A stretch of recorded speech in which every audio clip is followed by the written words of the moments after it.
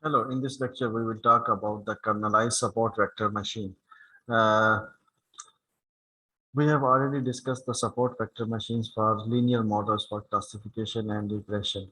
So kernelized support vector machines are an extension of the linear models where we can use the linear models for complex models and complex problems and where complex models. So while there are support vector machines for classification and regression, but here in this lecture, we will restrict ourselves to the support vector machines, kernelized support vector machines for classification problem, and support vector regression can be extended in the in the same manner.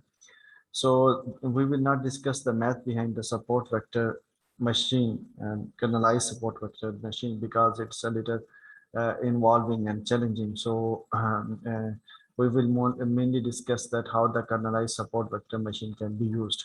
So let's talk about this and linear models and non-linear features. So linear models can be quite limiting in low dimensional feature space. And its lines and hyperplanes are limited. They have the limited flexibility. So one way to make the linear models more flexible is by adding more features, by adding the interaction of the feature or by adding the polynomials of the input features. So we will see that how we do that. And let's have a look at the dataset that we use feature importance entries. So here, first we install the mjlearn library, and then subsequently we see that how it works. So it will take a couple of seconds to install the mjlearn library, and then next we will plot the data set and see how it looks like.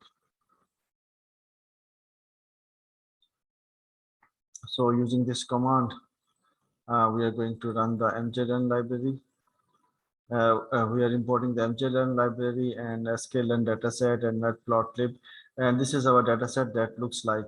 So we have two classes represented as a blue circles and the one blue circle, and we have the other class one, and that is represented as a yellow triangle. So we have two features, and using these two features, if we want to try to classify these two classes using a line, so or a plane, we can't specify these two, we can't classify these two classes. So a linear model for classification can only separate points using a line, and will not be able to do very good job on this data set, as you can see. So if we try to classify these two classes using a line, and we see that the classification model does not work well. So next, what we do that now let's expand the set of input features, and by adding the feature one scale, we expand the input features like that we get the scale of the feature one, a scale of the first feature, and new feature that we call that as a new feature. Instead of representing each data point as a two-dimensional point, feature 0 and feature 1, we now represent it as a three-dimensional point. We now represent the data in a three-dimensional space as a feature 0, feature 1, and feature 1 scale. And the new plot, it looks like this way. So when we try to get a scatter plot for it, it looks like in this way. So here what we are going to do, we importing the numpy array and then getting the scale of the feature, and then importing some 3D plots and visualizations. So then we made a scatter plot, and it looks like this scatter plot. As a first intuition, we can see that if we want to classify these two classes, blue from the red, we can draw some plane like this way. Then we can get a classification of these two classes. So let's see how it works. In this representation of data, it is now indeed possible to separate two classes using a linear model, a plane in a three-dimensional space that can be used. So we fit that, we confirm by fitting a linear model to the augmented data. So we call it as augmented data. Why augmented data? Because the third feature we have by the scale of the first feature. So it is the augmented data, augmentation of data. So when we put a plane, and we can see that now we can separate out the uh, blue class from the red class. As a function of original features, the linear SVM model is not actually linear anymore. It's not a line, but an ellipse. So when we are going to plot this representation, decision boundary, or the decision boundary, it looks like this way. So here we see that now the decision boundary is not a square, it looks like a an ellipse like that. So here these two are the yellow classes, yellow triangle classes, and these two are the blue circle classes which have been separated from the triangle classes. So here we can see that the boundary as a function of two features, boundary as a function of two features. So then we talk about the kernel trick. So the lesson here is that adding non-linear features. What we did, we added non-linear feature. What that non-linear feature was, it was the scale of feature one. Scale of feature one. It can be used. Non-linear features can be used for the representation of our data that can make the linear models more powerful. So instead of just using the linearity of the models, what we do, we try to make the features as a non-linear.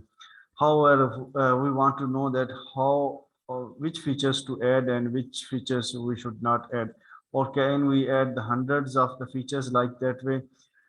So just we get the x feature 1 scale. Can we get the feature 1 raised to the power 10, feature 1 raised to the power 50, feature 1 raised to the power 100? So what is the limitation where we should stop? So luckily there is a clever mathematical trick that allows us to learn a classifier in a high dimensional space. So that is known as kernel trick, and it works by directly computing the distance of the points of expanded feature representation. The scalar product or the distance of expanded feature representation, it is computed without actually computing the expansion. So we not exclude the not compute the expansions.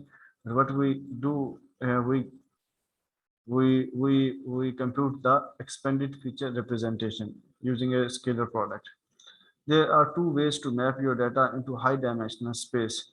How we can map the data into high dimensional space, or how we can make the data non-linear by using the what we do is that we can get the polynomials of features. We can, for example, just like we get the polynomial of feature 1 square, here we can use the feature 1 square multiplied by feature 2 raised to the power 5. Feature 1 square multiplied by feature 2 raised to the power 5. We can use feature 1 cube multiplied by feature 2 10 raised to the power 10, or so on. We can use such high order polynomials. The other way is the radial basis kernel or the Gaussian kernels can also be used for the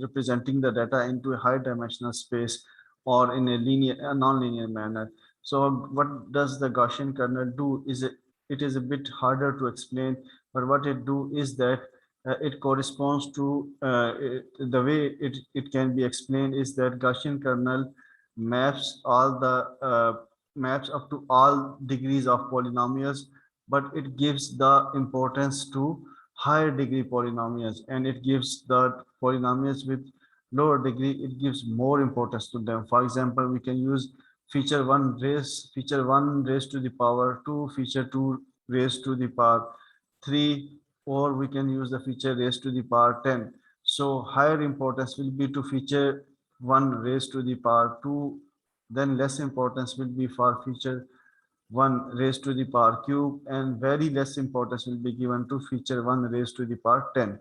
So higher order polynomials or higher degree polynomials, they will be given less importance. So in practice, the mathematical details behind the SVM, kernel SVM is not important, though how we SVM and RBF kernels make decision can be summarized in an easy manner, and we will explain next section that how we can understand the SVMs and how it can be used. So we will talk in the next part of this lecture.